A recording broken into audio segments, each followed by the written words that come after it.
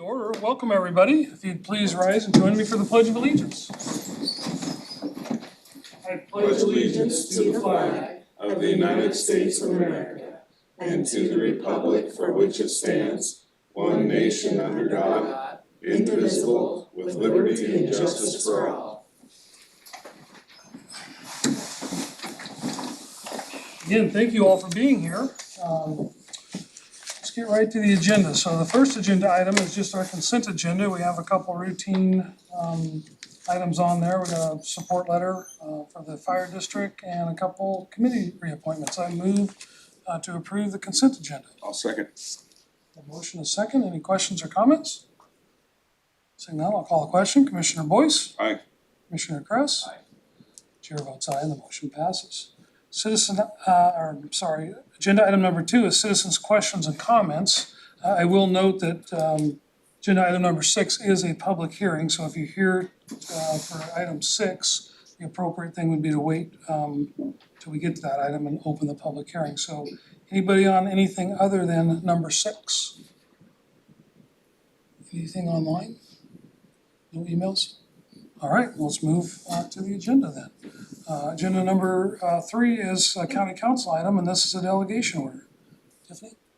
Tiffany Podlesnik, County Council. This is an order delegating authority to Jim Zimmer, who's the Salmon Harbor Harbor Master, to execute special use vendor permits. I move to approve the delegation order. I'll second that. A motion second. Questions or comments? Seeing none, I'll call the question. Commissioner Boyce? Aye. Commissioner Kress? Aye. Chair votes aye and the motion passes.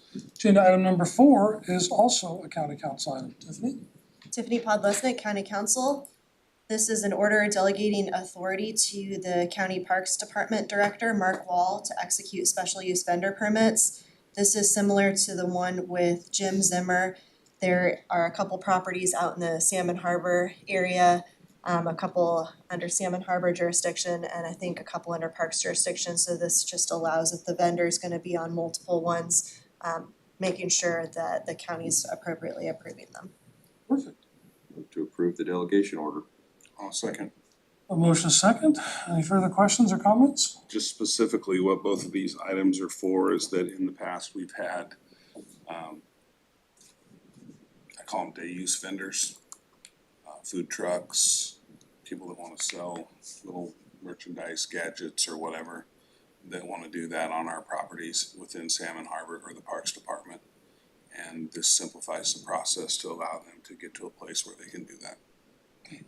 Is this one with the parks director not specific to the parks area though? That's right, for all the parks? So, quick question, council, or Commissioner Boyce, so the execute the special use vendor permits, are we still going to have to go through some of our processes with management and finance and particularly county council on insurance type? What we've done is sort of put together a template so that those folks know what's required and they can check that themselves without having to, that's the whole idea, is to try to shorten the amount of time required in order to get through that process. Both of these delegation orders do require approval or review by county council. And there is an insurance component, but of course, there's a situation where insurance needs a second look, the board will need to do that. Perfect. Okay, so we do have a motion and a second. Any further questions or comments? Good questions. Seeing none, I'll call a question. Commissioner Boyce? Aye. Commissioner Kress? Aye. Chair votes aye and the motion passes. Agenda item number 5 is an IT item. And I'll invite up our Information Technology Director, Nancy Laney. Good morning, Commissioners. Nancy Laney, IT Radio Director. Before you, we have a contract modification. This is the second modification with ADCOM Engineering LLC, which is for the completion of the microwave and VHF RFPs. And this is for our radio project. This modification includes an increase of $25,000 for a total of $100,000 on this contract. Could you please, so that everybody's listening, know what the acronyms are standing for? Oh, yes, sure. AdCom Engineering LLC is the company that we've contracted with to complete our microwave and VHF radio systems. So the microwave is a component of our two-way communications that public safety uses. VHF is the radio system, and then RFP is request for proposal, which is a public bidding process, and those are posted on our public website today. And SOW radio, SOW is a statement of work, and that's the contract stating the deliverables for this contract.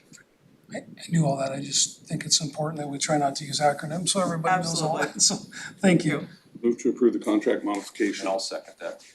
A motion, a second, any further questions or comments? Quick comment here, just the increase is really around the fact that our grant that we approved allows for some administration work, that this is where we're gonna move that into. So that's, and this is the folks that are gonna do some of that work, so that's what it's about.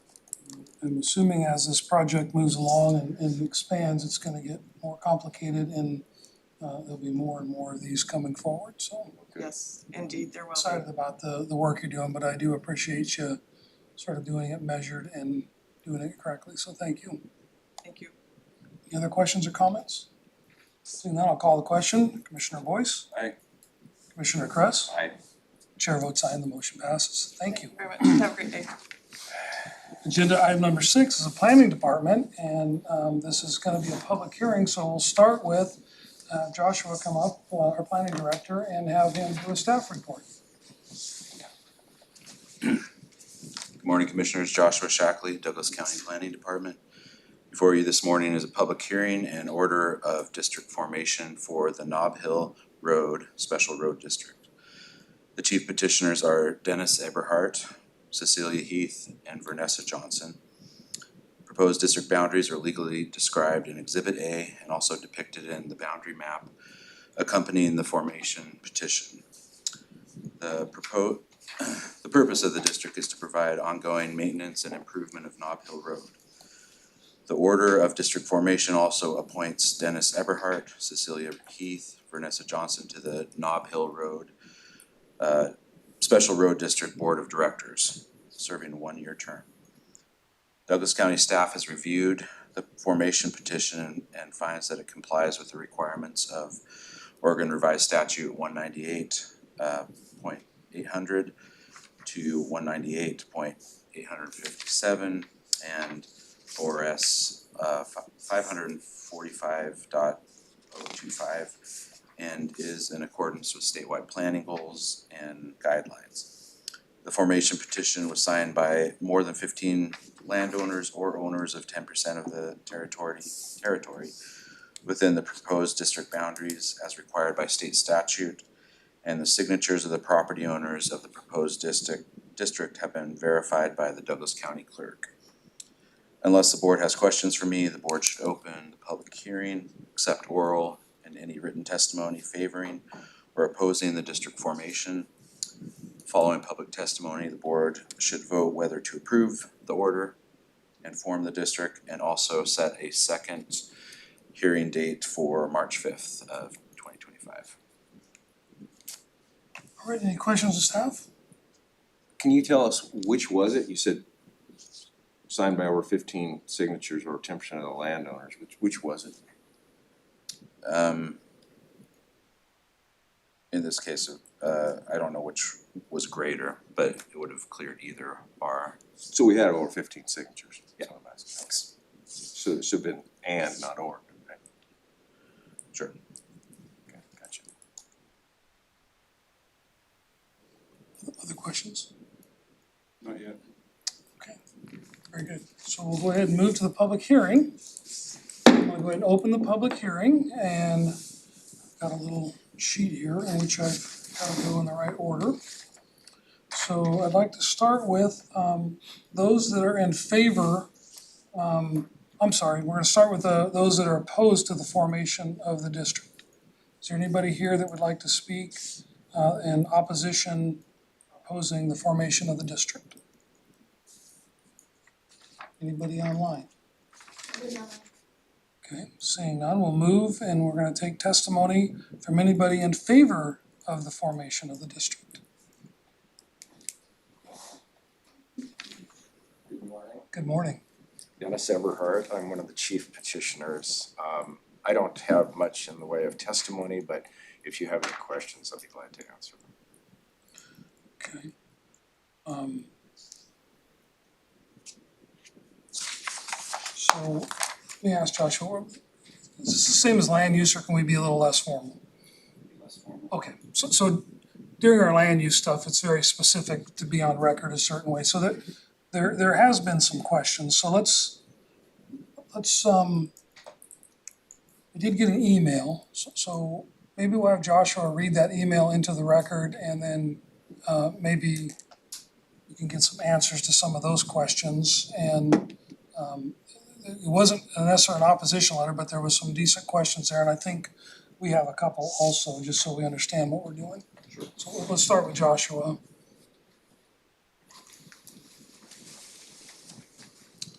Joshua Shackley, Douglas County Planning. This was an email received this morning by Commissioner Boyce from Todd Way. Commissioner Boyce, I would like to submit this email for consideration by you and your fellow commissioners with regards to the Nob Hill Road Association petition. While I am not opposed to the district, I would also like to voice the following concerns for discussion. Number one, prorated fees. First, while I feel there should be a more formal process for maintaining the road, I also believe that the fees should be based on the percentage of the road each homeowner uses. A home that uses 500 feet of Nob Hill to access their driveway shouldn't have to pay the same as a home that uses a mile of Nob Hill. Number two, site distance and mailbox placement. If this petition is approved, I believe that the district needs to address the safety issues encountered when turning on to and off of Orchard Lane as a condition of approval. The mailboxes should be relocated onto Nob Hill for a safer location. Currently, people park their cars on Nob Hill to check for mail. Because of the trees and shrubs along the east side of the Nob Orchard intersection, the cars are hidden from view until the last minute. The district should also be directed to work with neighboring homeowner and public works to improve the site distance when turning left onto Orchard. Number three, concerns with speeding. As part of this process, there should be a plan in place to help control the speed of traffic on Nob Hill. As the road condition is improved, traffic speeds will increase. What steps can be taken to help prevent excessive speeding? Number four, financial controls, insurance requirements, and an annual report. Is there a plan in place to provide annual reporting to protect the district from fraud and to protect the landowners in the event of an accident? Thank you for your consideration, Todd Way. So let me give this to Dennis. I kind of underlined the questions in case you wanted to keep track of that. So, a lot of words for 4 questions. I appreciate the opportunity to address each one of these. The first and foremost, the process that we're engaged in today really is just the formation of the district, after which the commission or the board of directors will convene and produce the processes whereby we make these determinations about whether or not fees will be prorated or they'll be standard across the board. This particular issue has been voiced by many landowners, and it's a fair issue. We haven't proposed anything except for the first year budget, and the first year budget is just a straight across the board assessment of a fee. Now, that being said, once we're installed as directors, we can amend that, and I think it's our intent not to dictate what needs to be done, but to, and the whole intent of this is to give the voice to the people across the spectrum of our road that weren't there in the past. It's been a very informal process, and it's been done by volunteers, all good intention and no malfeasance whatsoever. Didn't intend to intimate that, but we need a formal process now. This road has grown in population, it's grown in traffic. So the prorated fees issue will be taken up by the directors almost immediately once installed. The site distance and mailbox placement is a new issue to me. Although I agree totally with Mr. Way about both ingress and egress and visibility issues on one side, and the mailbox is even one of those things that attracts more traffic and could block traffic on Orchard, as well as parking on Nob Hill, as well as those waiting for the school buses and such. So that's again an issue that we will take under advisement as directors and work with the proper authorities to alleviate or mitigate in as much as possible. The speeding concerns that he mentions have been a perennial concern. This road is it's a rock road. It's not improved. It's a public road, but it's privately maintained, and therein lies part of the problem. But it has some really attractive grades for people to get going very, very fast. And in the past we've had issues. Nothing recent, but I wouldn't assume that this current peaceful situation is going to last, because people are people. I myself had an emergency once, and I exceeded what would be the reasonable speed limit. So we'll take measures to address that. It's like any other enforcement issue. We may have some jurisdictional issues in terms of that, but we will make every effort to control the speeding, not only for safety purposes, but it degrades the surface of the road, and that's our primary concern in this issue as a Board of Commissioners. Financial controls, insurance requirements, and annual report. One of the chief reasons we're undertaking this effort is to produce just those, because they, although our records have been open, there just haven't been those fiduciary responsibilities among the people that have been volunteering for this. This formalizes that. It puts it under county commissioner authorization and accountability. And it's accountability not just to the public at large, but to each landowner around there. So by law, we will have meetings as directed. By law, we will produce periodic financial reports, and I believe that's monthly. And then, of course, annual reports. There are no statutory requirements for this, but also it is our intent to make this as democratic as possible. So we'll probably impose a limit in terms of expenditure on the Board of Directors that beyond which would require perhaps an election or at least public hearing. Edissa, what is your understanding, if you wouldn't mind staying, I just thought you were. Oh, he's bringing, Very turn. oh, thank you. The microphones only pick you up if you're right there. Okay. What is your understanding of how the Board of Directors would be,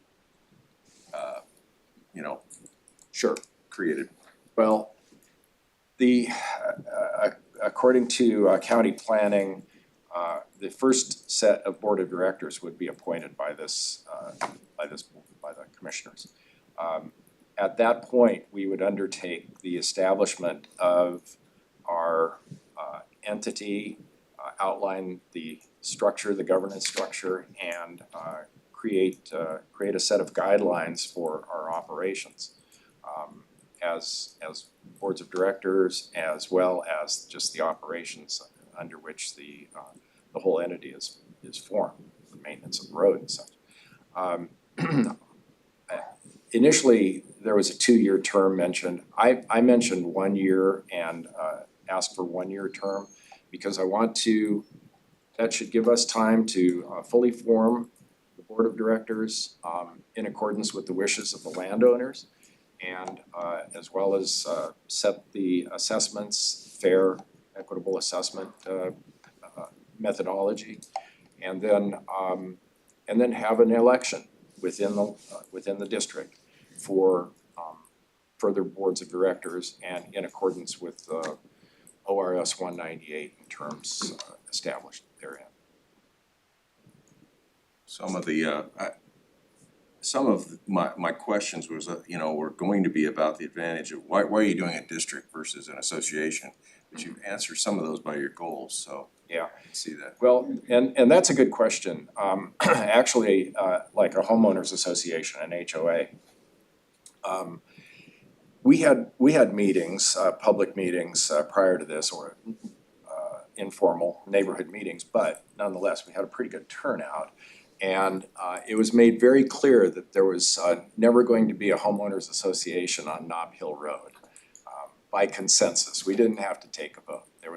There were 2 things made very clear in this, in these meetings. One, no homeowners association. So there were comments made like, nobody's gonna tell me how to paint my house, what color to paint my house, that sort of thing. So we narrowly focused, and we found that the special road district was the best vehicle that gave us the opportunity to take care of this common benefit that we all share and not impose, excess requirements for homeowners. But secondly, if I may, the other very clear intent of this is not to establish ad valorem taxes. That the assessments that we will consider and for our budget each and every year will be assessments directly to homeowners, and we'll collect and disperse, and then of course report financially. And the other issue that I see with this being a public road, a local access road, that the advantage of being a district with dealing with the fact that you still have, because the county still have some oversight of that road, even though we aren't obligated to maintain it. Much better to have a deal with district, and then it's a government to government. I agree, and there are some risk assessments inherent in that too. I think that it mitigates risk. Further questions? Yeah, I got a Oh, few. I've got the hearing open. We're gonna have time for staff also when we're done with the hearing. And I'm not sure if this might not be a staff question to start with, but the formation of the district appoints 3 board members, which to me could be problematic, and I'm wondering if there's a process for formation of the district that requires a vote of the potential members of the district, which would look something like, are you in favor of this road district? And if so, pick 3 board members. And that way the board members, the initial ones, are elected and they don't start off with appointed power. And then the second thing is, I'm a little bit opposed to having all 3 board members, if there is only going to be 3, appointed and then expire at the same time. So you've got all of them coming and going at the same time with no carryover. Those are things that I would want to address. And then I'm curious also about the assessment. What happens if someone doesn't pay? Those are more staff questions. Some of those things. Prior to staff, if I could, I Yeah, go might ahead. be able to address some of We're these. still in public hearing, please. Yeah. Are those the questions? I may ask you to repeat Sure. Yeah, to no problem. refresh my memory. Your first question was again? Why not an election to form the district and to appoint the original board members? So in the statute, in ORS 198, the initial boards are appointed, and that's for the purpose of formation. if if it were an ad valorem taxation district, then you're right, there would have to be an election. It would be during the county election time and such. But this is not a taxation district. So the initial board is appointed by the commissioners, and that for the purpose of formation and how can I say, documentation, I guess, of the normal operations. Does that answer your question, your second question? What happens if somebody doesn't pay? Well, a special road district is empowered to, I'm trying to think of what's the term? The special road district can sue and be sued, but it also has the power to levy against the property for that, because these assessments that we make are according to law, and they are an obligation of the landowner. So it would be one of the things, and especially in this, we're a fairly close neighborhood, even though we have some dissent about certain things. A very close neighborhood, always has been, and we want to maintain that. In fact, this is partly why we're doing this, because dissent became rancorous. And this is going to overlay a fabric of control and stability. What we don't want to do is to encumber somebody's property just because they haven't made a $50 payment. I mean, we want to inject some bit of humanity. So we fully intend to have waivers that can be applied for because of hardship or something like that. In the past, we've not had this problem for folks that were elderly or became ill because other neighbors would kick in. The more recent sort of explosion of population has some folks just absolutely refusing to pay, and yet still giving them access to the benefit of the road. And it's been that's really raised the temperature. So we're trying to tamp that down, but then we also don't want to instill an enforcement attitude. We want to work with people in as much as we can and make it fair and equitable for everyone. I'll follow up on that, because I'm gonna ask staff this question too. So thank you for answering. I think you answered it correctly. And first, I wanna say thank you. We appreciate you and your neighbors coming together, trying to solve this problem. We are in a situation here in Douglas County where we're not able to take on more road maintenance, more improvements, more things. So I love the fact that the neighbors are getting together and finding a solution here. So I'm very supportive of the concept of what you're doing. The challenge, of course, and why we're asking these questions is we have quite a few different kinds of road districts around the county, and every now and then one goes south and we have issues. So I think all of them start out very well intended, and most of them continue to be very well functioning. So some of the questions we ask may seem like they're coming out of left field, but it is because we've sort of seen examples. So Yeah. so, one of the things you said is, this will be under the county commissioner control, and I will ask staff this more clearly, but experience tells me once we approve this, it's sort of you're your own government and you're accountable separately than to us, so, which is fine, I'm happy about that. But, what I'm fearful of or concerned about is, let's say 10 years from now, enough people have moved in from other places in the world that they want the road paved. Yes. They decide we're gonna put a plan together and do a $500,000 road paving project here. Right. And by golly, each of you are gonna pay your piece of that this year. And you've got a handful of people that can't afford that. Right. what happens? So, that's a great question. In fact, the paving question has already come up.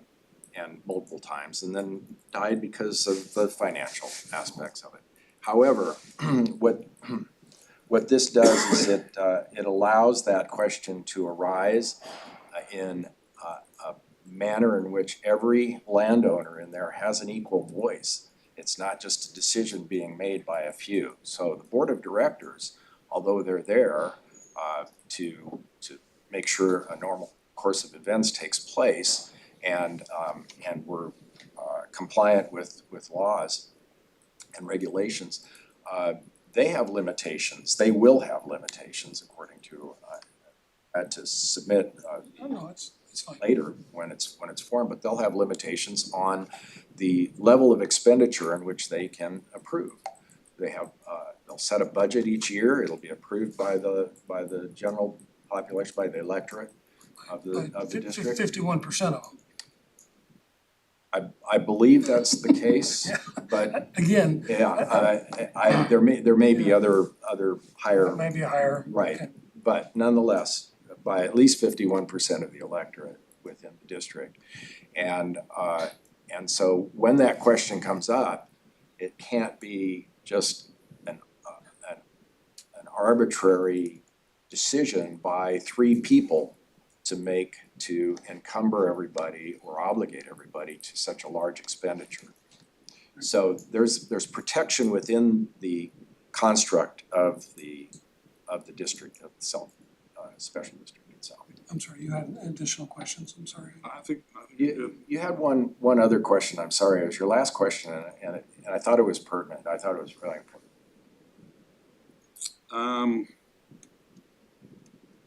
There was one question regarding the appointment of the board members and their terms all expiring at the same time. I believe I addressed that. And then there was a question about if somebody doesn't pay, and I think the answer to that was their house isn't gonna get foreclosed on, but it could have a lien put on it. Good. And then, That's one of the remedies, by the way. I mean, there are other remedies within the law. I think that was it. Okay, all right. Well, if I answered all your questions. So any more questions in the public hearing? I'm gonna go ahead and close the public hearing. Thank you. Again, Thank you. thank you for coming forward with this. So I do have a couple questions of staff, so Joshua can come up.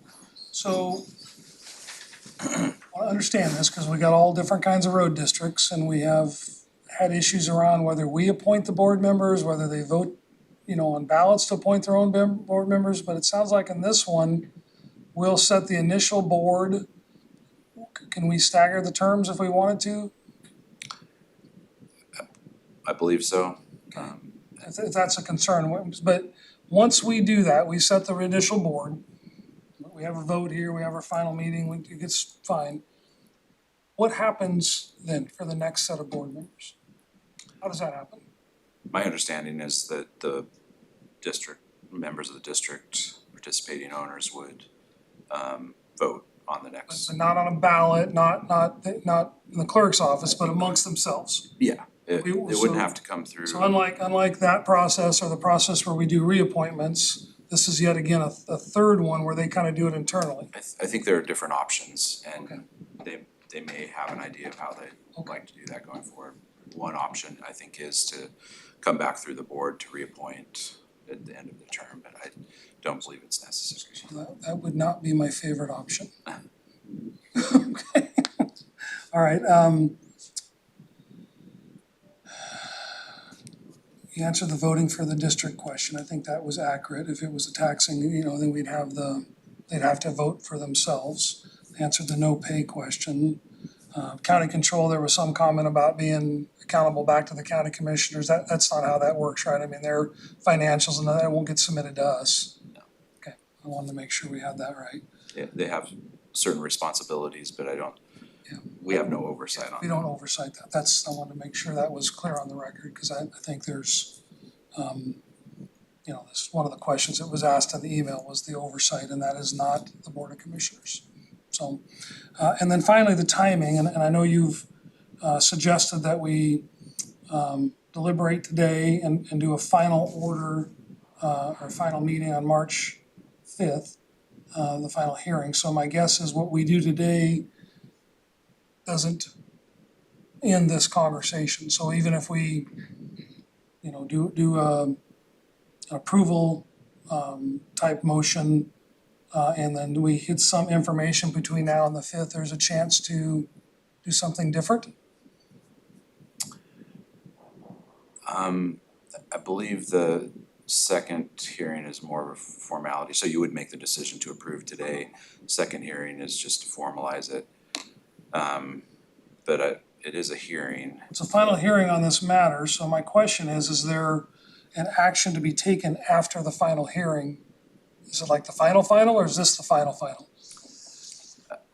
I think because it is a hearing, public hearing, the second hearing is, there would be opportunity for And we public would participation. be presented with a deliberation to a decision after that meeting also? After that hearing? I'm not super clear on how it's supposed to work. Okay. To me, since you are making a decision today, a second hearing seems somewhat unnecessary, but it's also But yes, right. So statutory. the reason I'm asking is if there was, and I'm not suggesting there's any further questions, just for process, I'm asking, you know, if there was more information we wanted to gather, if we went ahead with a approved motion type of scenario, and we were continue to gather information between now and March fifth, if we had concerns or wanted to change something, would we be able to do it that way, or should we wait to do an approval hearing until we answer those questions again, if we may have them? Sure. The board does have the ability to postpone a decision on this up to 4 I weeks. see that as one of the options. My question is more process, is, you know, if we didn't want to delay the process, we could approve it today. If we got more questions, wanted to change it on the fifth, could we do that? Or if we're, have any concerns at all, should we not approve it today and wait? I'd recommend you wait to make a decision until if you think it may affect your And decision. then 2 weeks later, you have so we may have to change that hearing date on the fifth. Yes. I would assume there's a statutory requirement between the two hearings. Yeah, it's between 20 and 50 days from the initial hearing.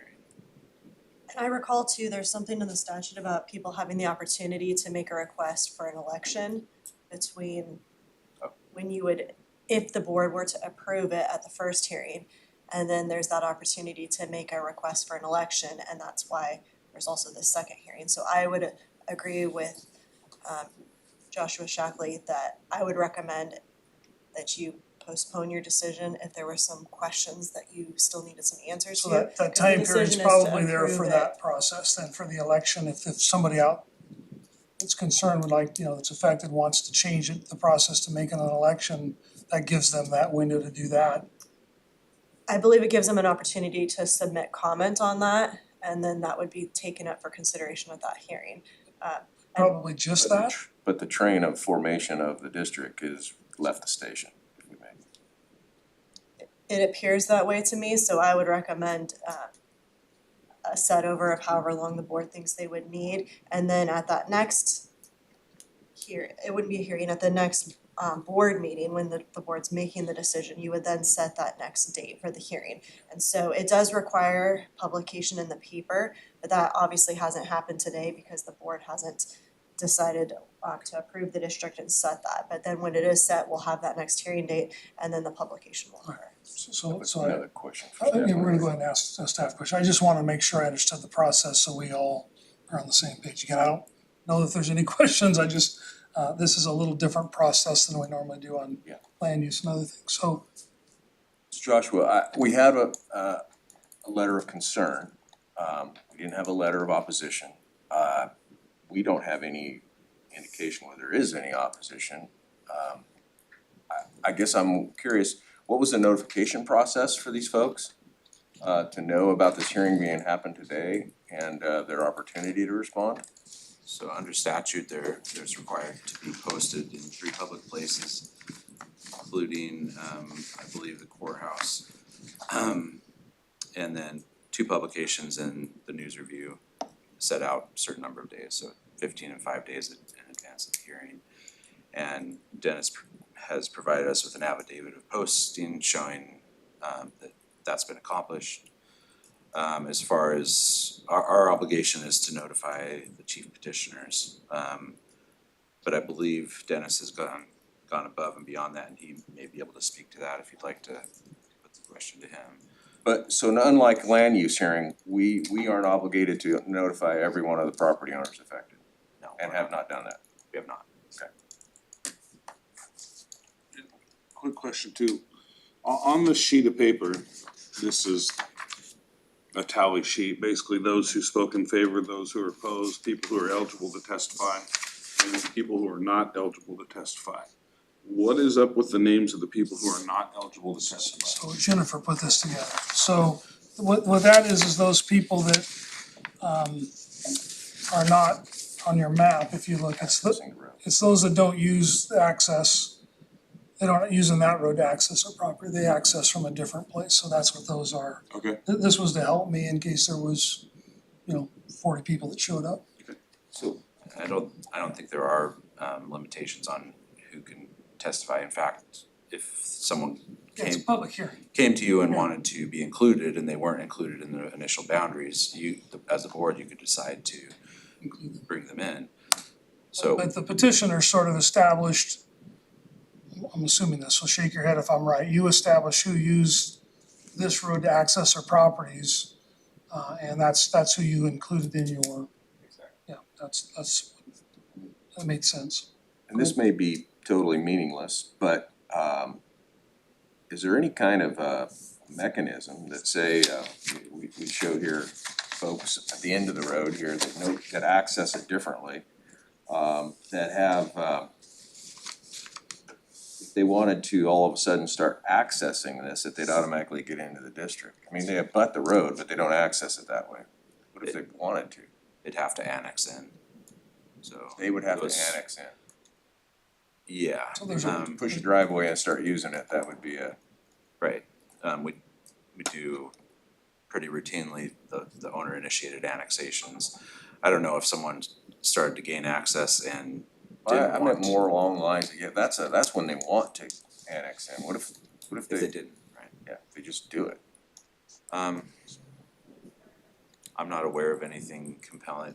Dennis might know, but I don't know that there's anything compelling people that That aren't. was kind of, really was kind of meaningless, our discussion here, just made me think about it, I mean, Yeah. all of a sudden you got a paved road all the way to the end, Hill, maybe that's pretty nice. And maybe I'll go out that way instead. You could see a scenario where that could happen. Your risk, not ours. I get that. Is there an opportunity to reopen public? No, but I'm gonna call you up and have you speak anyway. Okay. They said I could be informal, so I'm gonna be. Yeah, so come on up. I'm sorry, was there any other questions of staff? No, I can get through that, so, thank you, Dennis. First, the notification that you brought up, yeah, we did go over and above, so just to add a little detail, kick the dead horse here. Besides the required notifications, we also posted on neighborhood Facebook. We also posted at the bottom of the road a large 11/17 notification of the public hearing. And we, in addition, Josh, do you have our base sheet? Thanks. Yeah, besides publishing in the newspaper of record, we posted at Melrose Store, Laney Farms, and the entry to Nob Hill. We posted a copy of the public notice in the local neighborhood Facebook, but we also sent emails with a copy of the public notice to each of the landowners, and for those landowners that did not want to receive email, we sent them a letter, so via post. So there's roughly 23 affected. 23 properties. Of that 23, how many do you feel confident saying that you communicated with? 23. So let me ask you a more difficult question. Of that 23, how many are gonna show up here next week saying that they weren't told about this? I can't answer that. I don't know. I know, I'm teasing you. I I have a guess, but I thought maybe you would. I can guess one, maybe two. Okay, yeah, very good, thank you. Secondly, I'd like to make a distinction here because there In terms of the elections, and this has always been a confusion because the special districts that are formed for the inclusion of ad valorem taxes do require election, and they require election with the county elections and all of those notifications. One of the reasons that we chose not to do it that way is to avoid all of that and to keep it local and simple. So we were at least instructed, there's an association up in Portland. I can't remember the name of it, but it's a special district association. You're probably familiar with it. And as well as the special districts clerk, I guess, formerly in the planning division office, who left in the middle of our process, but left Josh hanging there. As we discussed this, she thought, and they think that it's not necessary to hold an initial public hearing or public election, or an election for the initial board of directors, that it is a more efficient manner to appoint for an interim period while they organize, and then one of their main functions is to hold an election. So that will be done, and which is one of the reasons I wanted to abbreviate the term. Josh initially put 2 years. I wanted it only 1 year. I want us to go in, organize it, and get approvals from every one of the landowners and hold an election and give them the opportunity to boot us out. Well, thank For you. one, I'm looking forward to that. And that's one of the reasons that we are familiar with that Special Road District Association is, to Commissioner Freeman's point, we've had special road districts that have had difficulties. They've been formed a long time ago, now they're having difficulties. And we've had to refer members to that association to try to get guidance on how to remedy. So I'm just going to point, we certainly, And I think all of them start out very well intended. Yep. And Oh, I know. And there's more different road districts than what you're describing, and I understand. different processes than what you're using, and I'm completely believing the one you're doing is gonna work perfect for you guys, but we've had situations in some road districts, we literally every year reappoint certain board members. Well, one year we tried to do that, and this road district didn't want those members and got pretty upset about it, so we changed the process for that particular road district to be in an election where they were on the ballot, and turns out they didn't like that either, but that was an ad valorem though. it was. Yeah, But we were appointing those people. We were, but it was an ad It valorem was- yeah, district. right. So I don't and know. you do have the power to step in such a situation, but it's It's our. not one we wanna wield. You don't- No, honestly, I like the fact that you're voting amongst yourselves, so don't get me wrong, All right, but we just, that's why I asked the question, so.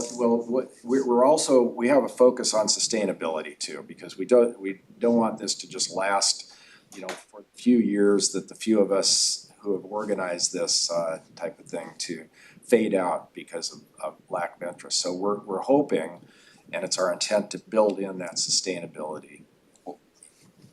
One more question of you, I didn't know, I know that, if I had to guess, you've been there since 92. But during that period of time, I know several of those property owners now actually rent their property out. We have 2 rentals. Rentals. Yeah. Is there any consideration, a thought, does that make this any more difficult or any? No, as a matter of fact, both of those owners responded, and with the appropriate, they wanted this, the introduction of this, but and they signed all of their absentee owners, they signed everything, all their affidavits and such. No, because they are the landowners, they're the ones that are assessed, they have to pay. Yeah. And then, of course, this whole issue of owner occupied versus non-owner occupied, it's up to them to police their tenants. And if we have an issue with the activities of the tenants, for instance, speeding, then we would take that up with the landowner, and they have to address that. All right, thank you. Thank you.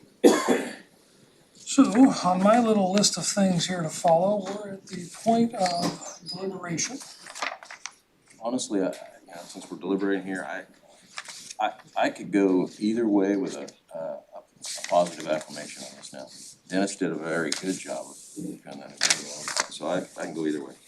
I'm feeling relatively comfortable. What are you thinking? I'm good. Okay, so I would entertain a motion. I'll move to approve the formation of the Nob Hill Road Special Road District as described in Exhibit A and as depicted on the boundary map submitted with the formation petition. And I also move to set a time and place for the final hearing on this matter, March 5th, 2025 at 9 a.m. in this very room of the Douglas County Courthouse, room 216. And before I second that, would there be any thought to changing that slightly, modifying your motion to having a change in that to stagger those terms of the board of directors? Yeah, I can make it conditional upon that. So To address your is that I mean, they didn't seem to have a desire to do that, but I'm not real concerned about it. okay. and I'm not either. I'll As long second as that. you're not, I mean, okay. I'll second the motion. Okay, so a motion, a second. Any further questions or comments, concerns? Good to go. All right, so I'll call the question. Commissioner Boyce. Aye. Commissioner Kress. Aye. Chair votes aye and the motion carries. Agenda item number 7. Thanks for hanging in there with us, Scott. A quick Public Works Engineering Department item. Good morning, Commissioners. Scott Adams, Public Works. Item number 7 is an agreement between ODOT and Douglas County for a recent grant award that we received for Safe Routes to School project in the Tri-City area. It's at the Chadwick intersection. It's the Tri-City Elementary School, South Pacific Highway 99, and a sidewalk on Chadwick is this agreement for this project. This is a $3 million grant agreement, and it has no county match funds required. It's 100% grant. Happily move to approve the intergovernmental agreement. I'll second. Can we do more of those? We're trying, doing everything we can to get more of those. We have a motion, a second. Any questions or comments? Any further? Seeing none, I'll call the question. Commissioner Boyce? Aye. Commissioner Kress? Aye. Chair votes aye and the motion passes. Thank you. This will be a good project down there. Commissioner comments, Commissioner Boyce? None for me. Commissioner Kress? Exceeded my limit for the week. So have I. Thank you, and I will adjourn the meeting. Thank you all.